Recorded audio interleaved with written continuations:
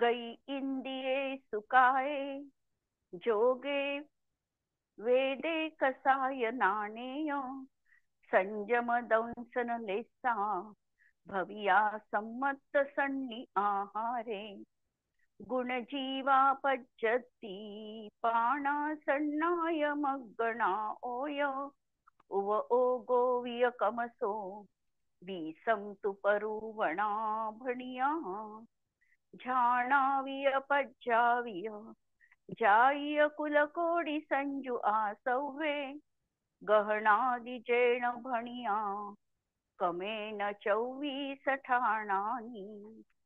अंतिम शासन नायक 1008 भगवान महावीर स्वामी की जय। द्वादशांगो श्रुतदेवी की जय। स्वाध्याय कक्ष संपेपर्यंत आपणा सर्वांना चतुर्विध आहाराचा त्याग असणार आहे। काल आपण लेशा मार्गणा बघितली आणि लेशा मार्गणीची वैशिष्ट्ये देखील आपली झालेली आहे। यावर कुणाला काही प्रश्न असेल तर पहिल्यांदा प्रश्न विचारा, अन्यथा पुढे जाऊ भव्यत मार्गणेसाठी।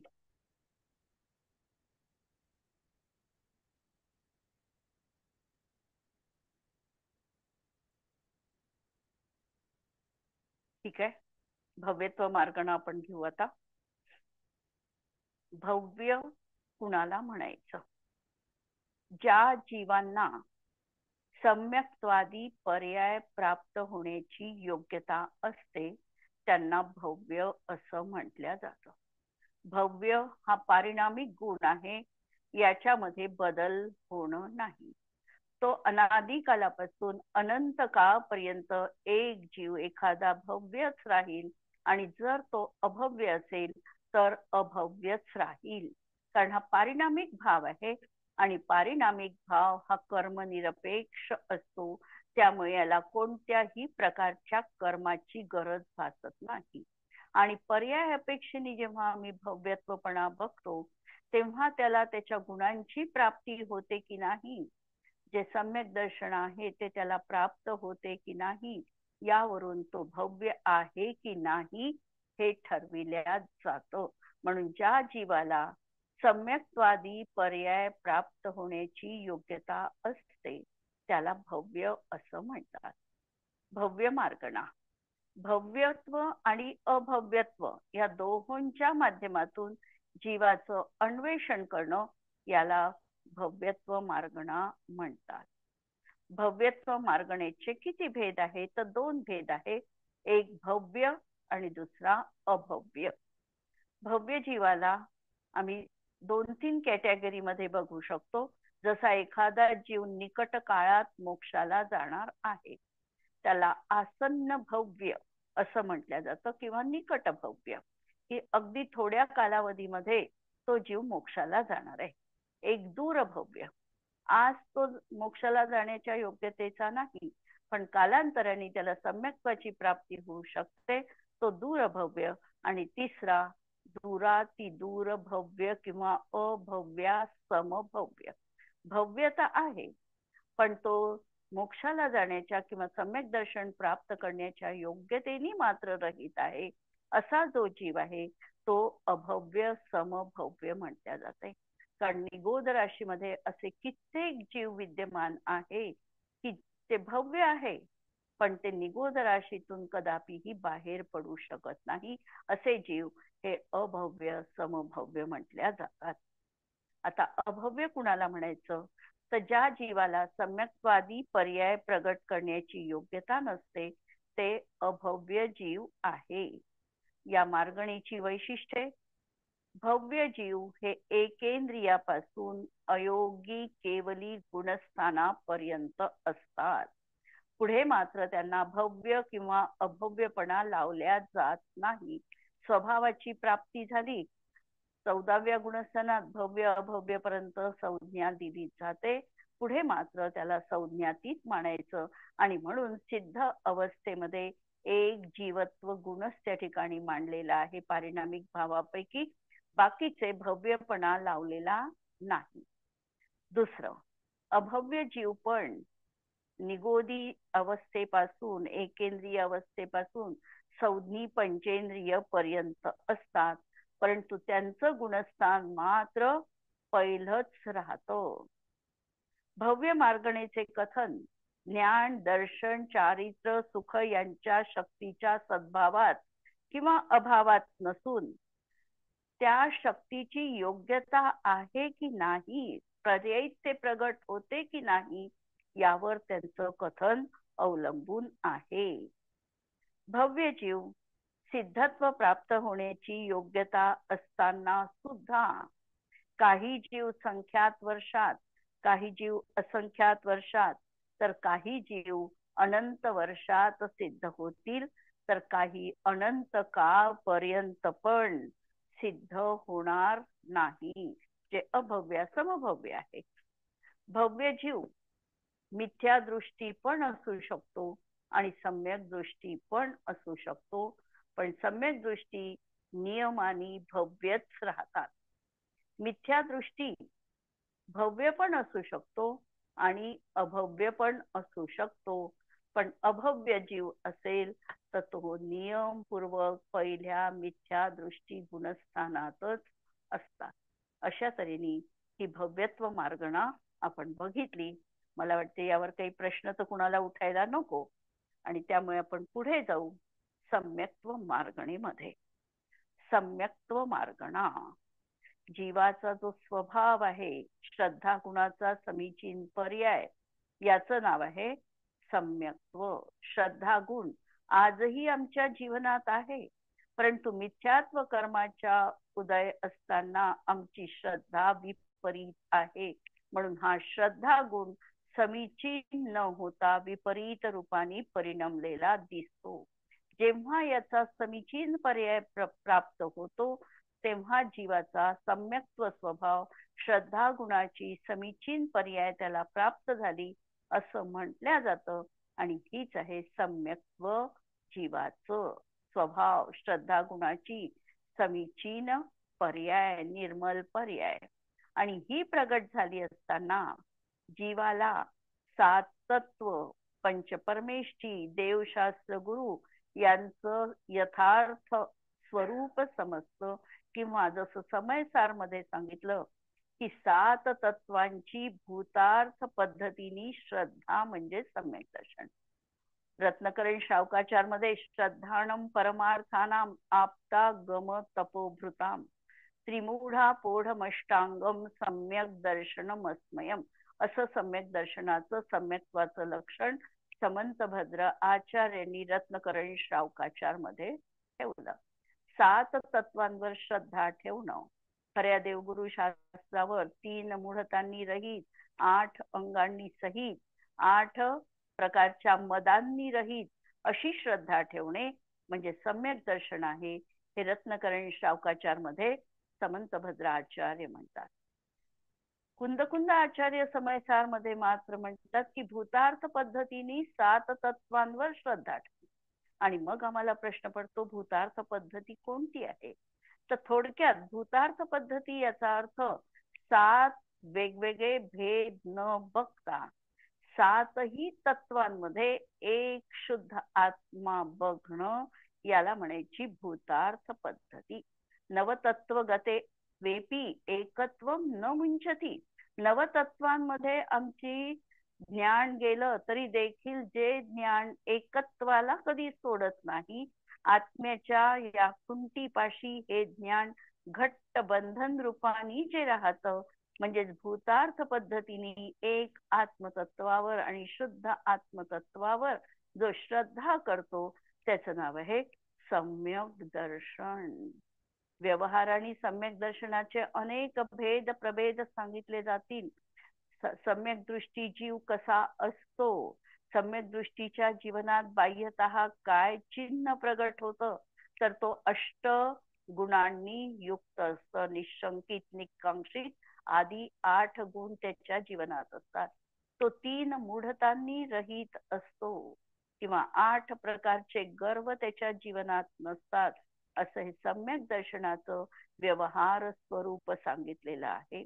किंवा त्याच्या जीवनामध्ये पंच इंद्रियांच्या विषयांची अत्यंत आसक्ती त्याच्या जीवनात संपलेली असते, असा हा सम्यक्त्व जीवाचा स्वभाव आहे आणि हा सम्यक्त्व स्वभाव कधीही बंधाला कारणीभूत असत नाही.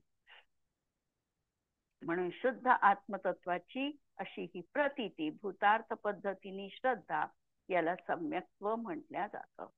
सम्यक्त्व मार्गणा, सम्यक्त्वाच्या माध्यमातून श्रद्धा गुणाच्या समीचीन किंवा विपरीत पर्यायींचा शोध घेणे, अन्वेषण करणे याला सम्यक्त्व मार्गणा म्हटल्या जातात.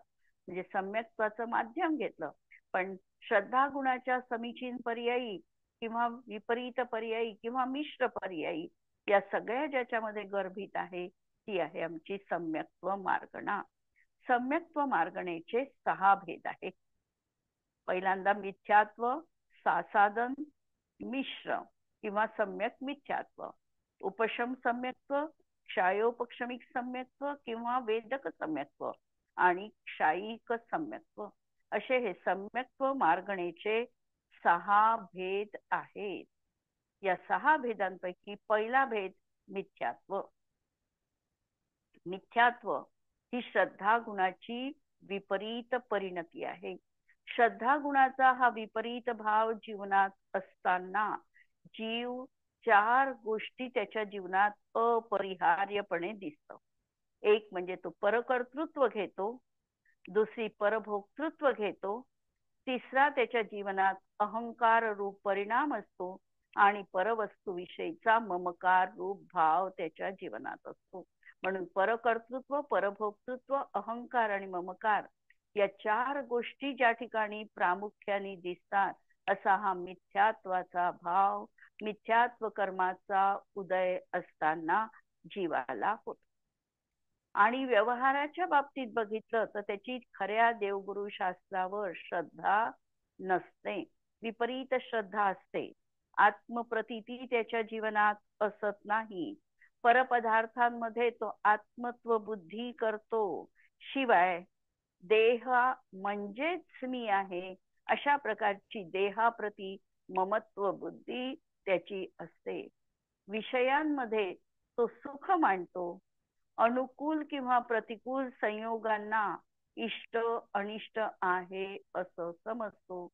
इत्यादी अनेक तऱ्हेच्या विपरीत कल्पना त्याच्या जीवनात मिथ्यात्व कर्माच्या उदयामध्ये असतात. श्रद्धा गुणाचा हा विपरीत परिणाम आहे.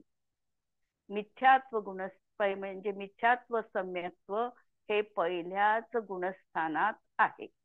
मिथ्यात्व हे जे आहे सम्यक्त्व याच्यामध्ये मार्गणेमध्ये मिथ्यात्व हा जो पर्याय आहे हा पहिल्याच गुणस्थानामध्ये आहे. आता प्रश्न असा आहे की मिथ्यात्व कर्माची बंधविच्छुत्ती ही कुठे होते? बंधविच्छुत्ती कुठे होते? उत्तर अपेक्षित आहे. दुसऱ्या गुणस्थानात. तिसऱ्या? दुसऱ्या. दुसरं कुणाचं उत्तर वेगळं? चौथ्या गुणस्थानात. चौथ्या. अजून कोणतं वेगळं? मिथ्यात्व कर्माची बंधविच्छुत्ती ही पहिल्याच गुणस्थानात आहे. पहिल्या गुणस्थानात मिथ्यात्व कर्माचा बंध आहे. पहिल्यापासून पुढे मात्र मिथ्यात्व कर्माचा बंध नाही, उदय नाही. बंध पण नाही आणि उदय पण नाही. मिथ्यात्व कर्माचा उदय फक्त पहिल्या गुणस्थानात आहे आणि मिथ्यात्व कर्माचा बंध देखील फक्त पहिल्या गुणस्थानात आहे. म्हणून मिथ्यात्व कर्माची बंधविच्छुत्ती किंवा दर्शन मोहनीय कर्माची बंधविच्छुत्ती ही पहिल्या गुणस्थानात आहे. क्लिअर? काही दर्शन मोहनीय आता 12व्या गुणस्थानात जाते ना. सत्व नाही विचारलं मी, बंध. 3 तऱ्हेच्या गोष्टी आहे, सत्व, बंध आणि उदय. हो, त्यामध्ये आम्ही बंध बघतोय. बंध कोणत्या गुणस्थानात होतो? दर्शन मोहनीयाचा, मिथ्यात्वाचा. फक्त मिथ्यात्व गुणस्थानात बंध होतो. उदय कोणत्या गुणस्थानात आहे मिथ्यात्व कर्माचा? फक्त पहिल्या गुणस्थानात या उदय आहे. गुणस्थानात. हो हो आणि सत्व मात्र मिथ्यात्वाचं 11व्या गुणस्थान. हा ठीक आहे. सत्व हा 11व्यापर्यंत आहे, असू शकते एखाद्याच्या जीवनात. हो हो आणि बंध आणि उदय मात्र पहिल्याच गुणस्थानात आहे. पुढे मात्र बंध विच्छुत्ती आणि उदय विच्छुत्ती आहे. हा. म्हणजे दुसऱ्या गुणस्थानात मिथ्यात्व नाही. मिथ्यात्वाचा बंध नाही. मिथ्यात्व सत्तेत आहे. अच्छा. बोलताना बंधन. कसं बोलायचं? मिथ्यात्वाचा बंध नाही आणि मिथ्यात्वाचा उदय पण नाही. मग सत्ता आहे का पण? सत्ता असू शकते. सत्ता तर 11व्यापर्यंत असू शकते.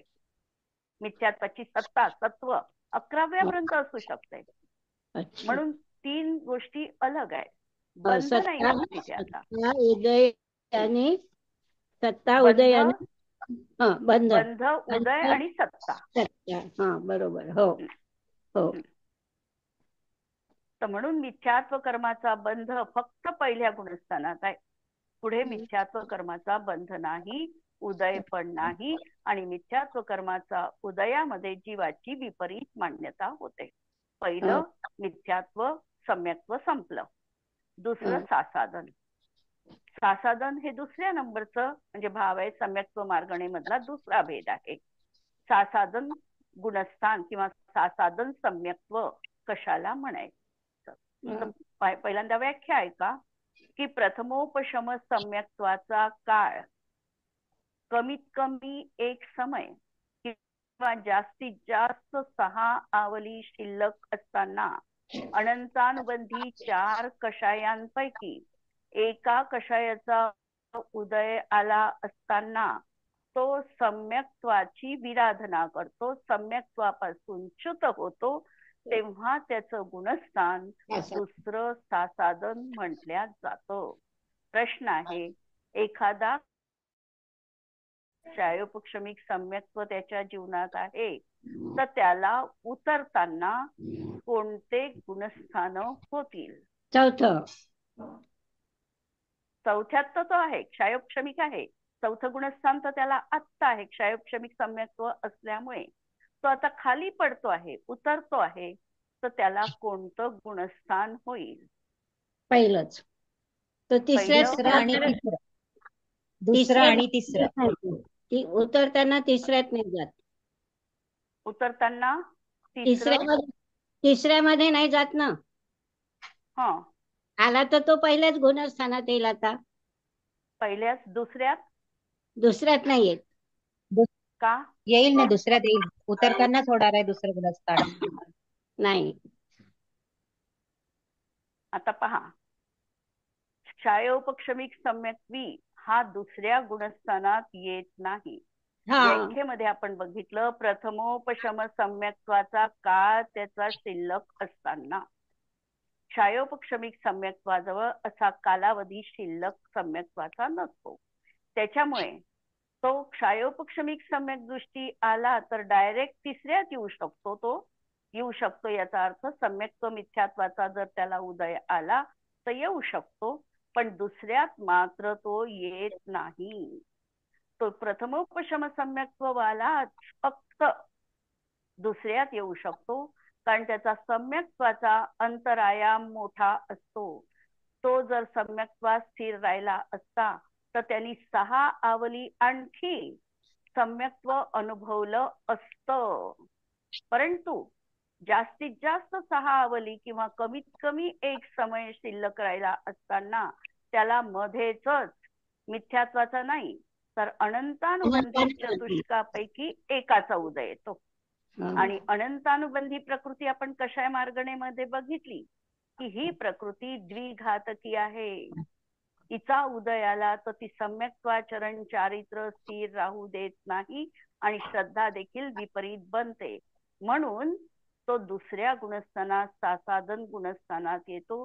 म्हणून सासाधन गुणस्थानासंबंधी लक्षात ठेवण्याची गोष्ट की तो प्रथमोपशम सम्यक्त्वापासून च्युत झाला असेल तोच फक्त दुसऱ्यात येतो. क्षायोपक्षमिक सम्यक्त्वाला दुसऱ्या गुणस्थानात प्राप्त होत नाही. तो एक अंतर्मुहूर्तासाठी तिसऱ्यात येऊ शकतो आणि तिसऱ्यातून मिथ्यात्वाचा उदयाला तर तो डायरेक्ट मिथ्यात्वात येतो. असं हे सासाधन सम्यक्त्व याचं गुणस्थान असणार आहे दुसरं. आता प्रश्न आहे की सासाधन गुणस्थानाचा काळ किती आहे? अंतर्मुहूर्त. अंतर्मुहूर्त. हो. दुसरं कोणाचं उत्तर? 6 अवली. हा, बरोबर. आता आपण जसं बघितलं, कमीत कमी जघन्य एक समय आणि हा. उत्कृष्ट 6 अवली. हो. उत्कृष्ट काळ त्याचा 6 अवली राहू शकतो आणि जघन्य काळ त्याचा एक अंतर्मुहूर्त एक समय राहू शकतो. अंतर्मुहूर्त नाही, एक समय राहू शकतो. तर एवढा त्याचा काळ असू शकतो. आता या सासाधन गुणस्थानामध्ये जर एखाद्या जीवाचं मरण झालं तर नियम हा आहे की तो नरकामध्ये जात नाही. नियम काय आहे? सासाधन गुणस्थानात एखाद्या जीवाचं मरण झालं तो नरकामध्ये जात नाही, पण 3 गतीमध्ये मात्र तो जाऊ शकतो. आणि हे गुणस्थान आहे दुसरं गुणस्थान. तिसरं गुणस्थान आता मिश्र गुणस्थान किंवा सम्यक्त्व मिथ्यात्व गुणस्थान म्हणण्यापेक्षा सम्यक्त्व मिथ्यात्व सम्यक्त्व, कारण सम्यक्त्व मार्गणा बघतोय आपण. दर्शन मोहनीयाच्या सम्यक्त्व मिथ्यात्व प्रकृतीचा उदय असताना दही आणि गुळाप्रमाणे मिश्र जातीचा जात्यंतर परिणाम होतो, त्याला मिश्र सम्यक्त्व म्हणतात. म्हणजे मिश्र गुणस्थान हे तिसरं गुणस्थान आहे आणि या तिसऱ्या गुणस्थानाचा काळ हा केवळ अंतर्मुहूर्त असणार आहे. अंतर्मुहूर्तात एक तर त्याला क्षायोपक्षमिक सम्यक्त्वाची प्राप्ती करून तो चौथ्यामध्ये जाईल, किंवा जर तो जाऊ शकला नाही तर मिथ्यात्व कर्माचा उदय येऊन तो पहिल्या गुणस्थानात येऊ शकतो. असा हा तिसऱ्या मिश्र गुणस्थानाचा विवरण आहे. आता चौथं उपशम मिश्र गुणस्थानाचे काही वैशिष्ट्य पण आहे, पण ते आपण गुणस्थानाच्या प्रकरणामध्ये पाहू. मिश्र सम्यक्त्वाविषयी आणखी काही. आता सम्यक्त्वाविषयी पाहताना उपशम सम्यक्त्व चौथा भेद. उपशम सम्यक्त्व म्हणजे अनंतानुबंधी क्रोध मान माया लोभ आणि मिथ्यात्व या 5 प्रकृतींचा अनादि मिथ्या दृष्टीला किंवा साधी मिथ्या दृष्टी असेल तर त्याला मिथ्यात्व, सम्यक मिथ्यात्व आणि सम्यक प्रकृती या 7 प्रकृतींचा उपशम करून जे श्रद्धा गुणाचा निर्मल परिणाम प्रगट होतो त्याला उपशम सम्यक्त्व असं म्हटल्या जातं. अनंतानुबंधी चतुष्क आणि दर्शन मोहनीयाच्या 3, अनादी असेल तर एकच आणि साधी असेल तर 1 किंवा 2 किंवा 3 अशा प्रकृतींचा उपशम करून ज्याला तो पर्याय प्रगट होतो, सम्यक्त्वाचा निर्मल श्रद्धा गुणाचा पर्याय प्रगट होतो, त्याला उपशम सम्यक्त्व असं म्हटल्या जातं. आता उपशम सम्यक्त्वाची गुणस्थानं कोणती असू शकतात? 8, 9, 10, 11. 8, 9, 10, 8, 11. 10, 11 आणखी 11तून तो खाली येतो ताई. हो, 11तून तो खाली येतो, हे बरोबर आहे. हो, त्याच्या पुढे नाही जात तो. त्याच्या पुढे जात नाही, हेही बरोबर आहे. पण चौथ्यापासून राहू शकतो. बापरे, हो का? 4 ते 11, 8 ते 11 नाही. 8 ते 11 हे तर द्वितीयोपशम सम्यक्त्व राहू शकतं. जेव्हा तो श्रेणी आरोहण करतो द्वितीयोपशम सम्यक्त्व पूर्वक, तेव्हा ते राहू शकतं. पण उपशम सम्यक्त्व, प्रथमोपशम सम्यक्त्व हे चौथ्या गुणस्थानातच जीवाला प्राप्त होतं. त्यामुळे त्याची गुणस्थान असणार आहे 4 पासून 11 पर्यंत. आता 11 मध्ये लावत असताना आम्हाला 7व्या गुणस्थानामध्ये आमचं जे सम्यक्त्व प्रथमोपशम आहे ते बदलून घ्यावं लागतं, गाडी चेंज करावी लागते.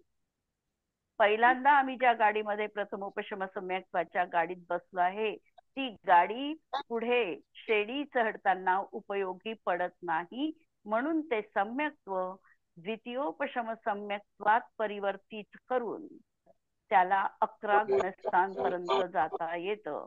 प्रथमोपशम सम्यक्त्वाला 4 ते 7 या गुणस्थानात आहे.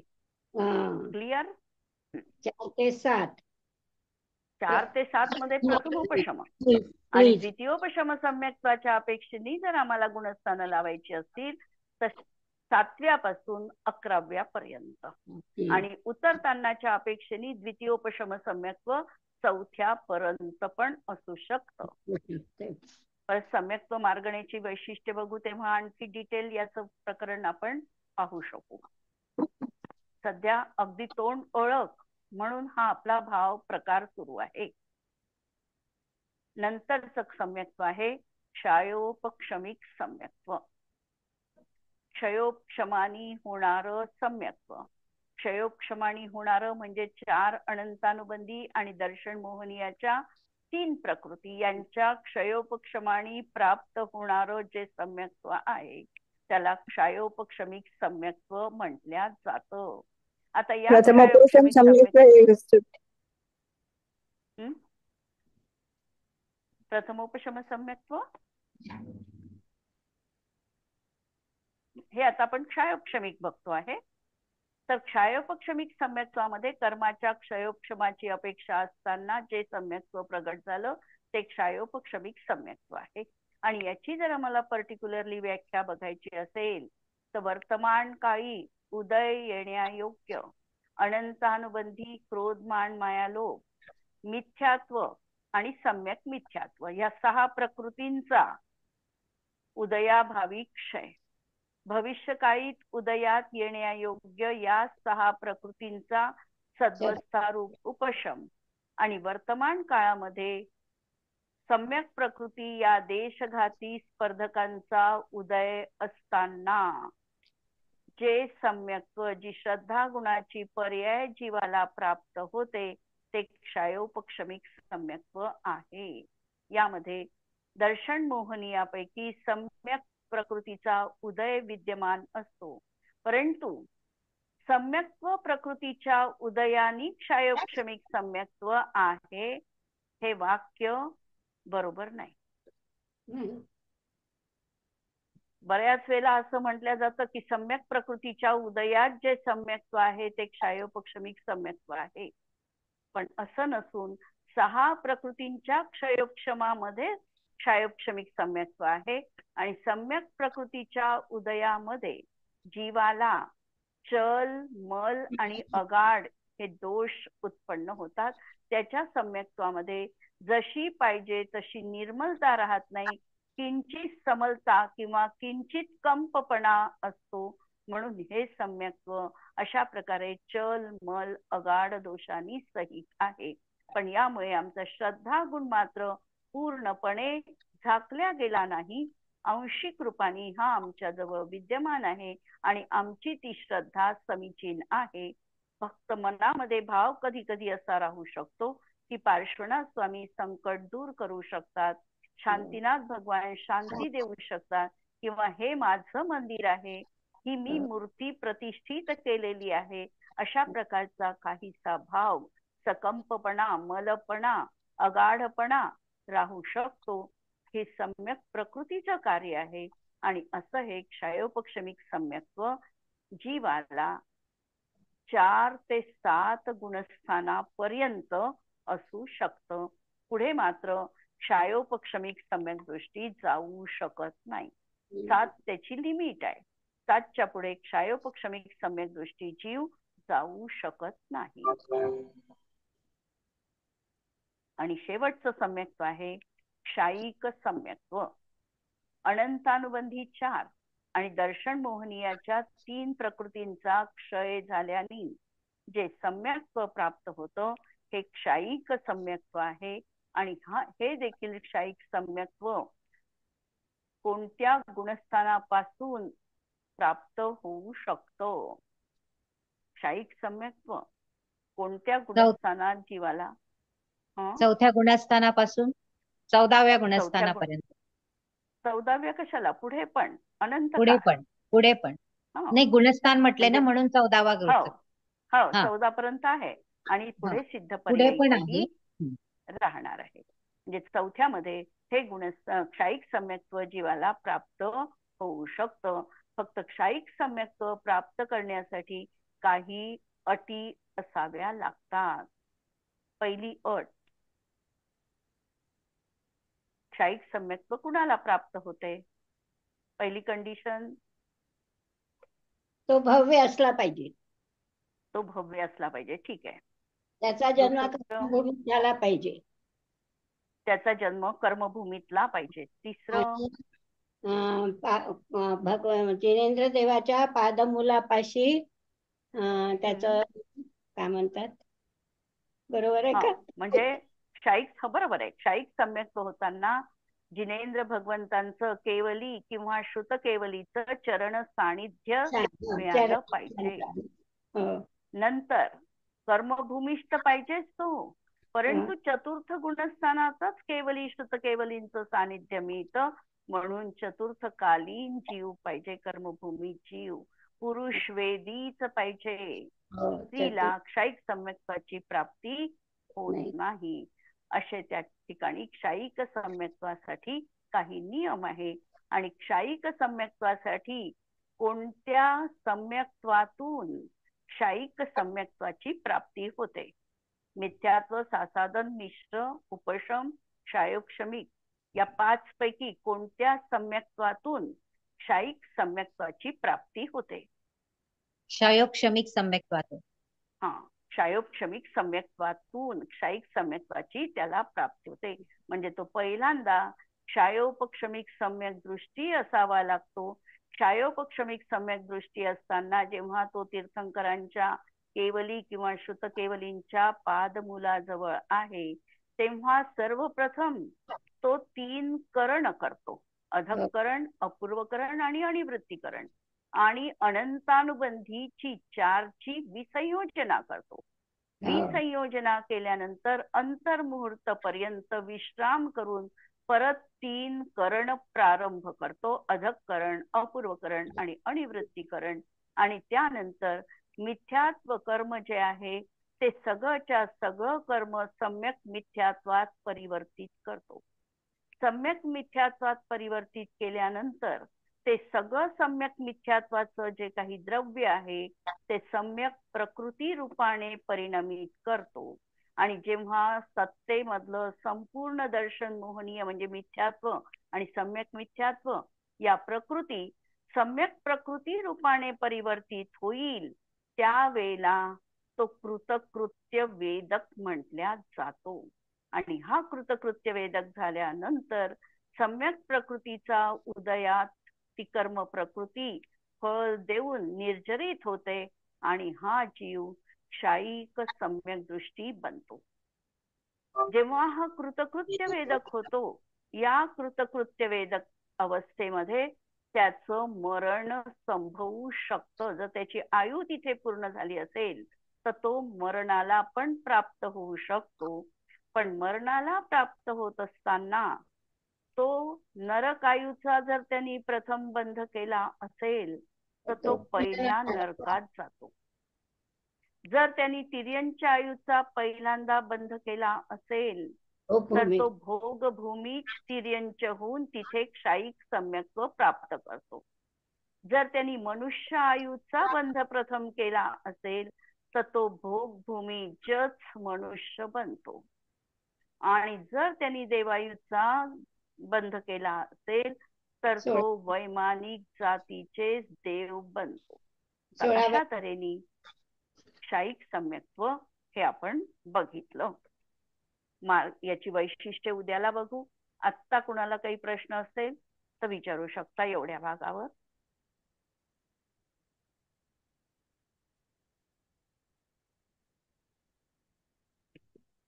हे प्रथमोपशम आणि द्वितीयोपशम ताई, हे म्हणजे आधी प्रथमोपशम होते मग तिच्यातून द्वितीयोपशम होते का?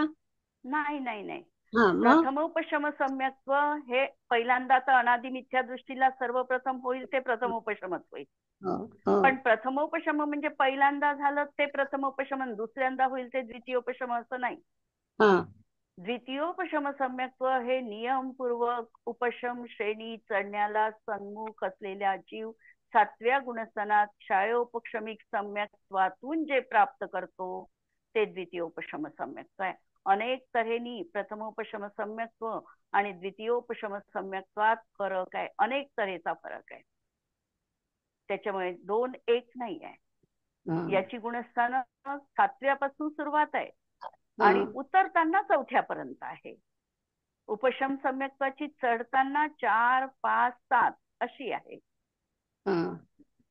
उपशम सम्यक्त्वात प्रथमोपशम सम्यक्त्वात मरण नाही, द्वितीयोपशम सम्यक्त्वात मरण आहे. बऱ्याच गोष्टींनी या 2 मध्ये फरक आहे.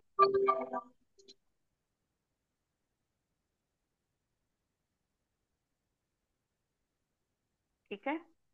मंगलाचरण जिनवाणी स्तवन म्हणू. त्या द्वादनय षट द्रव्य गुण पर्याय और प्रमाण का जड़ कर्म चेतन बंध का अरु कर्म के अवसान का कह कर स्वरूप यथार्थ जग का जो किया उपकार है उसके लिए जिनवाणी मांगो वंदना शत बार है, वंदना शत बार है. नमो अरिहंताणम नमो सिद्धाणम नमो आयर्याणम नमो वच्छायाणम नमो लोये सवसाहुनम. सर्वांना जय जिनेंद्र.